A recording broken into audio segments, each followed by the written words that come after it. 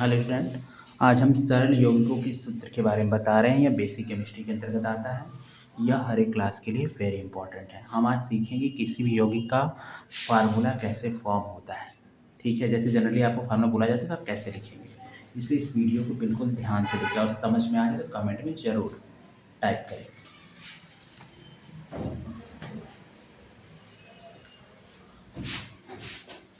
देखिए, सबसे पहले बात करते हैं यौगिक किसे कहते हैं। ये यौगिक बनता कैसे है?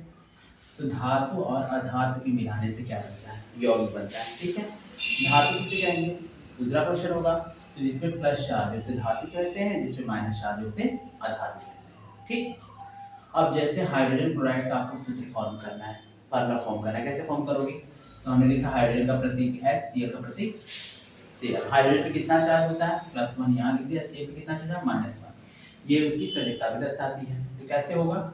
जो Cl का चार्ज रहता है वो हाइड्रोजन के पास चला जाएगा, जो हाइड्रोजन का होता है वो Cl के पास चला जाएगा। दोनों के पास एक एक है तो कैंसिल हो जाएगा। तो हाइड्रोजन क्लोराइड का फार्मूला क्या बन गया? HCl। हाइड्रोजन सल्फाइड का क्या सूत्र होगा? कैसे पता करेंगे? तो तत्व का प्रतीक क्या होता है? हाइड्रोजन, और सल्फाइड का यस। संयोजकता क्या होती है हाइड्रोजन की? सल्फर की क्या होती है? -2। तो क्या होगा? सल्फर का किसके पास जाएगा? हाइड्रोजन के पास जाएगा, और हाइड्रोजन किसके पास जाएगा? सल्फर के पास जाएगा। तो फार्मूला क्या बन गया? H2S। ये किसका सूत्र बन गया? हाइड्रोजन सल्फाइड का। फिर तीसरा है कार्बन टेट्राक्लोराइड का सूत्र। कैसे होगा? कार्बन का प्रतीक C, क्लोरीन का प्रतीक क्या होगा? Cl। और संयुक्ता कार्बन की कितनी होती है? 4, और क्लोरीन कितनी होती है? 1। अब क्या होगा?